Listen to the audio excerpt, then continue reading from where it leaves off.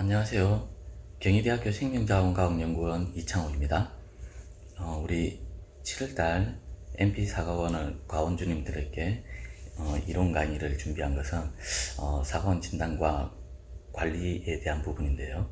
현장에서는 실제 장마와 또는 한발 그리고 거기에다가 병해충 방제가 중요하겠지만은 우리 사과나무 자체를 본다면은 신초 정지기가 되는 영양생장과 그 다음 생식생장의 균형을 맞춰보는, 즉 균형을 비교해서 사과원을 진단하고 그 다음 우리가 도장지 제거나 이러한 부분들을 어떻게 진행을 해야 될지에 대한 부분에 대해서 이론 시간을 갖도록 하겠습니다. 네, 이번 7월 달에 우리 MB 사과원을 진단하고 관리하는 데에 대해서 이론적으로 조금 살펴보도록 하겠습니다. 우리가 6월 달까지 MB 사과를 적과를 하고 도장지도 어느 정도 제거를 하고 나면은 이제 사과나무가 수체가 거의 다 이제 생장과 발육을 한 상태라고 보는 거죠. 그래서 이 상태에서 우리가 생육기 중에 사과나무 과수원이 어떤 상태인지 그걸 객관적으로 좀 살펴보는 시간들을 갖도록 하겠습니다. 그래서 사과원을 진단할 때는 우리가 일반적으로 제식되어져 있는 사과원의 환경, 그래서 광이나 온도, 토양, 수분, 공기, 그리고 거기 사과원에 심겨져 있는 MB 사과나무, 그래서 대부분의 M9 외성대목 작은 애다가 심겨져 있죠. 그러한 MB 사과나무를 우리가 동계전정에서부터 하계전정에 해당하는 적과 도장지 제거, 그리고 우리가 봄에 관수, 영양분을 공급해주고 생육기 중에는 병충해를 방지하고, 그리고 이제는 또 착색 관리와 수확을 하는 그러한 과정들을 거치게 되죠.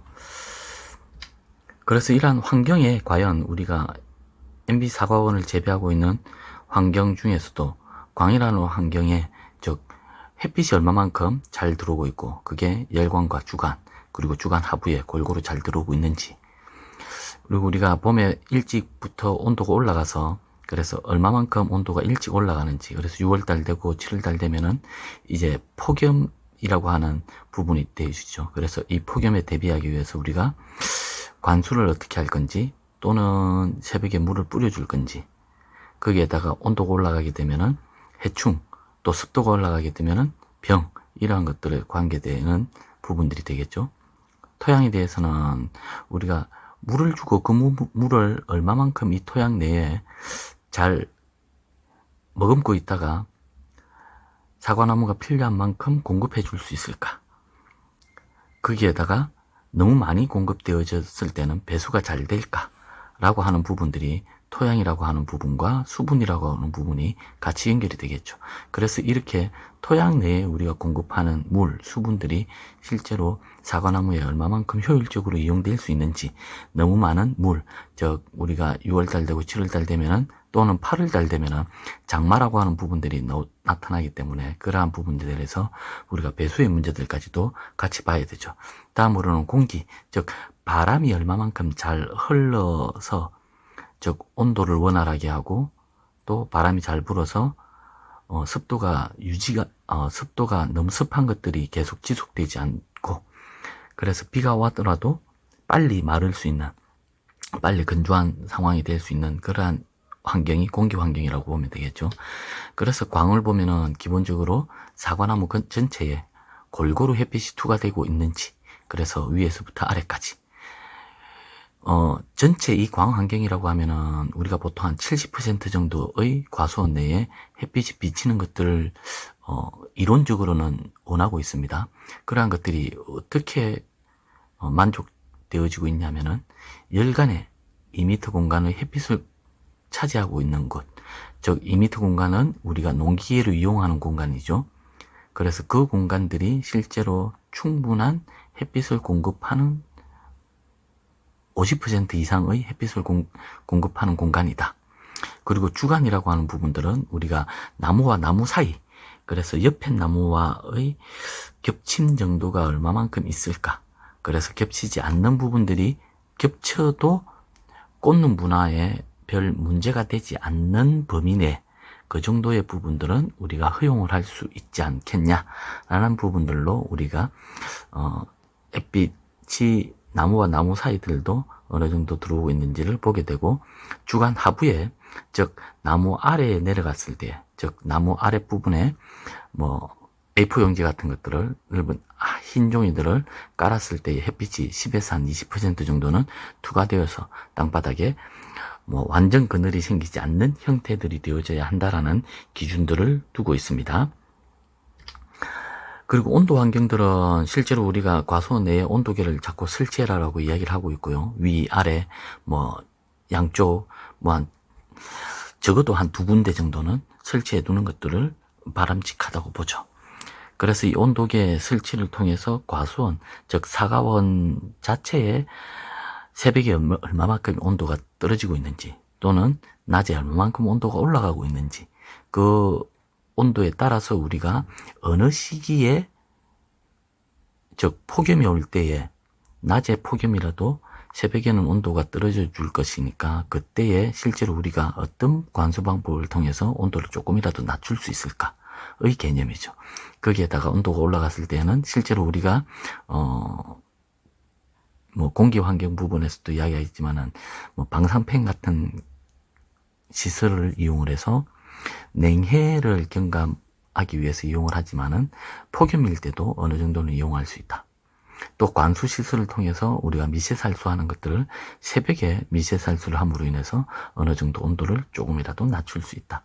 그러한 방법들을 우리가 실제로 어떻게 이용을 해야 할지, 또는 이용해도 이용할 필요가 없을지, 그래서 우리가 재배되어지고 있는 사과원 자체의 온도가 얼마만큼 올라가는지, 그러한 것들을 잘 파악을 해야 실제로 우리가 시설을 통해서 이러한 온도 환경들에서도 좀 도움을 받을 수 있을지를 볼 수 있겠죠.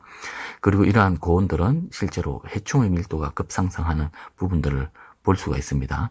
그래서 병해충 방제와 또 같이 연결이 되어지게 되죠. 거기에다가 우리가 뭐 비가 온다든지 장마가 있다든지 장마 후에 바로 또 더워진다든지 이러한 것들은 병원균의 밀도 급상승과 같이 연결되어지기 때문에 지금 6월 말, 7월, 8월 이런 때는 정말로 이러한 환경적인 부분들이 사과나무가 생육하기에 불리한 환경이고, 병원균과 해충들이 생육하기에 좋은 환경이기 때문에 병해충 방제에 중점적으로 신경을 써야 할 시기이죠. 뭐 토양에서는 우리가 토양의 물리성과 화학성을 기준으로 봐서 토양의 3상에 해당하는 고상, 액상, 기상의 비율 50대 25대 25의 기준을 볼 때에 물을 충분히 줬을 때에 그것들을 유효한 수분들을 잘 이용을 하고, 너무 많은 것들은 배수가 잘 되는 형태를 볼 수 있겠죠. 화학성의 변화는 우리가 지온의 변화, 즉 기온의 변화, 지온의 변화 이러한 것들과 물의 침수에 의해서 계속적으로 산성화되기 때문에 우리가 토양의 화학성, 즉 우리가 기비로 줄 때에 석회를 시비해서 토양의 화학성을 좀 약산성으로 자꾸 변화시켜서 영양분들을 골고루 흡수할 수 있도록 도와주어야 된다. 그래서 물리성을 좋게 할 때는 유기물, 화학성을 좋게 할 때는 석회, 이러한 것들을 통해서 토양 내부의 실제로 토양 환경들을 좋게 하고, 거기에다가 우리가 7월달이 되면은 토양 분석을 통해서 토양 내에 영양분을 얼마나 가지고 있는지, 그것들이 사과나무가 이용하기에 적절한 상태가 될 것인지를 살펴보는 그러한 부분들이 필요하게 되겠죠. 거기에다가 우리가 토양 표면, 즉 풀을 어떻게 관리할 건지, 그래서 우리는 나무 밑에는 청경, 열간에는 초생을 조합을 해서 같이 이용을 하고 있는 상태이죠. 수분은 우리가 물을 관수를 한다는 것들은 지속적인 관수로 인해서 뭐 장마나 침수나 이러한 것들을 통해서 물이 너무 많이 들어가는, 즉 급격하게 수분이 흡수되어지는 것들을 줄이는, 즉 지속적인 관수를 통해서 나무가 수분을 함유하고 있을 때는 더 이상 물을 흡수하지 않아도 되고, 또는 정발을 하지 않아도 흡수 될 힘이 없더라도 가지고 있는 물들을 이용할 수 있는 그러한 형태를 유지하기 위해서 지속적인 관수가 필요한 상태이고요. 배수는 우리가 뭐 유공간을 묻어서 암흑배수 시설을 했지만은 그것들이 부족할 때는 또는 외부에서 장마로 인해서 집중호우로 인해서 과수원 내로 물이 침투될 가능성이 있다. 그럴 때는 명급배수 시설을 설치하는 것들도 고민해 봐야 되는 상황이 되겠죠. 뭐 공기 환경들은 바람이 원활하게 이동할 수 있는 형태의 제식 방향이 실제로는 사과원을 조성할 때 다 먼저 결정이 되어진 거죠. 그러한 바람의 이동이 실제로 사과원의 온도 관리에 유리하고 거기에다가 광합성을 하는 CO2 공급에도 유리한 상황이 되겠죠. 아까도 이야기했던 방상팬이 냉해 경감에 의해서 이용을 했던 부분들이 고온 피해 경감에도 어느 정도 보존 효과를 가지고 있기 때문에 뭐 일부 이용을 하고 있는 사과원들도 볼 수 있죠. 다음 사과원 진단하는 것들은 우리가 대목, 즉 M9 작은 모목을 이용을 해서 대부분들이 이용을 하고 있는 상태죠. 그래서 이러한 것들이 실제로 우리가 MB 사과원을 재배할 때, 사과나무를 재배할 때에 M9 작은 대목을 기준으로 우리가 사과나무의 생육 상태를 많이 진단을 하게 되죠. 그래서 M9 같은 경우에 평균 신초장이 지금 우리가 한 25cm 정도만 되면은 충분히 수채가 약한 상태가 아니고 또는 30cm 이상이 되면 수채가 강한 상태라고 보게 되죠. 다만 이제 M26 작은을 이용한 묘목들도 일부 공급이 되어졌기 때문에 M26 작은들은 좀 더 평균 신초장이 좀 더 길은 상태들도 어느 정도 수용을 할 수 있다라고 보시면 되겠습니다. 그래서 우리가 MB는 우리나라가 가지고 있는 품종에 해당하는 홍로 품종과 좀 비슷하게 풍산성이니까 신초가 영양생장이 어느 정도 좀 길어도 좀 많아도 꽃이 부족한 경우들은 별로 없죠. 그래서 평균 신초장은 한 30cm 정도까지도 인정을 할 수 있다. 다만 착과량이 적을 때는 도장지를 제거하는, 즉 하계전정에서 도장지 제거하는 것들은 최대한 늦게, 즉 뭐죠? 착색 관리할 때에 도장지를 제거해라. 착과량이 많을 때는 우리가 6월까지 영양분을 충분히 공급해가지고 평균 신초장, 특히 과대지가 충분히 자랄 수 있도록.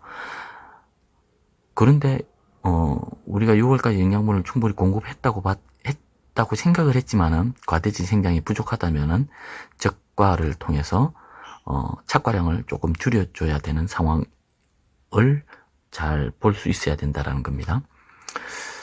그래서 이러한 환경과 사과나무, MB 사과나무를 보고 거기에 따른 MB 사과나무의 생육 과정을 이해를 하고 그 지금 생육 과정 중에 있는, 즉 생육기 중에 있는 잎을 분석해서 나무가 영양분을 충분히 공급받고 있는지를 살펴봐야 되겠죠. 그래서 영양생장에 해당하는 주간연장지와 주지연장지, 그리고 신초, 과대지의 생장 정도를 가지고 우리는 이것들을 평균을 해서 평균 신초장이라고 부르는 거죠. 그래서 우리가 주간연장지가 얼마만큼이 힘이 있고 주지연장지의 생장이 옆에 나무의 햇빛을 가리는 정도를 화분화가 될 정도만 된다면 어느 정도는 허용한다. 그리고 이 신초들은 과일에 영양분을 주고 화분화할 때에 영양분을 저장할 것들이죠. 그래서 과일을 생산하고 있는 과대지, 그래서 이 주위에 있는 사과 주위에 있는 신초들이 얼마만큼 잘 발달했느냐에 따라서 엽과 비를 충분히 제공을 할 수 있겠죠. 그래서 생식생장에 해당하는 사과의 착과량을 가지고 신초 정지율, 과대지 생장, 거리에 따른 착과, 그리고 엽과비 이러한 것들을 맞추어서 영양생장과 생식생장의 균형을 우리는 판단해야 된다라는 것입니다. 그래서 우리가 사과나무가 자라는, 지금 우리는 6월달 넘어가고 7월달을 대비하는 상태죠. 그래서 사과는 과실 세포 분화되어지고 이제 비대로 막 넘어가는 상황이라고 보시면 되고요. 그래서 신초는 거의 다 정지할 것들을 이제 준비하고 있는 거죠. 그래서 신초 정지율을 지금부터 볼 수 있는 거죠. 즉 얼마만큼 2차 생장을 할 것인지, 또는 이제 잎이 발달되고 그것들이 광합성을 해서 저장 양분을 축적을 할 수 있는 상황이 될 것인지, 그래서 사과를 키우고 화합 분화를 하고, 그래서 실제로는 우리가 저장 양분을 축적해 가지고 과일의 저장양분이 축적이 되어져서 수확을 하는 상황이 되어져야 되겠죠. 즉 우리가 10월 초 중순에는 수확을 해야 되니까요. 그래서 이때까지 잎이 활동을 해서 저장양분을 축적하고 과일과 꽃눈에 그것들이 수확을 하고 나면은 남는 저장양분들을 저장하게 되겠죠. 그래서 지금은 열심히 질소 또는 다른 영양분들도 흡수할 수 있는 시기죠. 그래서 여기에 질소가 6월달까지 흡수가 되어지고 그 이후에는 흡수되어지는 부분들이 질소는 좀 줄어들고 인산과 칼륨이 충분히 흡수되어져야 우리가 수확할 때에 착색기 즉 착색 관리에 즉 결실 관리, 착색 관리에 문제가 되지 않겠죠. 그래서 우리가 아까도 이야기했던 착과량이 많을 때는 빨리 도장지를 제거를 하고 적과를 일찍 마치고 착과량이 적을 때는 도장지 제거를 늦게 하고 즉 적과도 좀 늦게 하고요. 그래서 우리가 이 하계전쟁이라고 하는 개념들을 우리가 착과량에 따라서 나무의 수세의 진단에 따라서 좀 빨리 하고 늦추고 하는 부분들을 좀 잘 생각해야 된다라는 것입니다. 그래서 우리가 여기에 영양분을 공급하는 부분들도 추비, 연면시비, 추비 이야기하고 있지만은 수세에 따라서 이용을 해야 되겠죠. 그래서 앞에서도 이야기했던 수세가 강하면은 추비를 조금만 주고 수세가 약하면은 추비를 충분히 주고 그래서 우리가 6월달까지도 연면시비를 통해서 공급을 하고 또는 결실 관리, 착색 관리할 때에 사과의 생장, 즉 사과의 비대 영양분을 저장하는 인산과 칼륨에 해당하는 부분들도 조금 공급이 필요할 상황이다. 그리고 우리가 제일 아래쪽에 있는 병해충 관리라고 하는 부분, 즉 우리가 생육기에 해당하는 4월달부터 10월달까지, 즉 9월달까지 이 내부에는 실제로 우리가 병해충 관리를 통해서 잎의 발달되어진 것들을 보호할 수 있는 거죠. 특히 우리는 6월, 7월, 8월 달에 장마가 끼기 때문에 이 장마 기간에 우리가 얼마만큼 잎을 잘 보호했느냐가 실제로 잎의 활동을 해서 광합성을 하고 저장양분을 축적할 수 있는 공급원을 우리가 보호하는 부분들이 되는 것입니다. 그래서 실제로 우리는 병해충 관리의 생육기 중에는 즉 하계 전정을 할 때의 병해충 관리에 불편하지만 않는다면은 도장지 제거도 좀 늦출 수 있는 그러한 수용성을 좀 줬으면 좋겠습니다. 그래서 정리를 하자면은 적과는 최대한 일찍 그래서 냉해 피해가 없는 곳이라면은 최대한 일찍 해서 저장 양분들을 가지고 신초 생장, 즉 과재지 생장과 초기 육아의 세포 분열을 좋게 하고 그래서 우리가 잎이 과일을 키우고 저장 양분을 축적할 신초는 잘 자라야 되는데 도장성 가지로 자랄 것들은 빨리 제거를 하고 이거 제거를 못했다면은 차라리 착색 관리하기 전에 즉 우리가 8월달 넘어서 9월달 돼서 우리가 도장지를 제거하는 형태. 그래서 우리 지금 7월은 우리가 사과나무 과일과 잎의 비율 그리고 거리에 맞춰서 착과가 되어져 있는지 과대지가 있는지 없는지 없으면은 과일이 후반기까지 잘 자랄 수가 없기 때문에 좀 적과를 좀 더 시행을 해야 되는 부분. 그래서 우리가 실제로 균형 있는 과일이 계속 자라고 있는지 우리 사과나무에서 각각의 사과나무의 주지 굵기별로 착과량을 체크해서 내년, 후내년, 10년 이렇게 꾸준히 연결해서 주지 굵기별 착과량을 결정한다. 그래서 영양생장과 생식생장의 균형을 맞춰간다 라고 보시면 되겠습니다. 그래서 우리가 7월 달에는 참 환경적으로 좀 불리한 부분들도 많이 있을 거고요.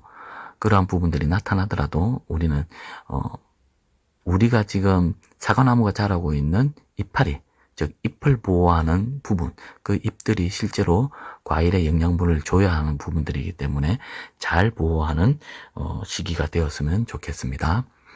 이만 마치고요. 우리 또 8월 달에 만나도록 하겠습니다.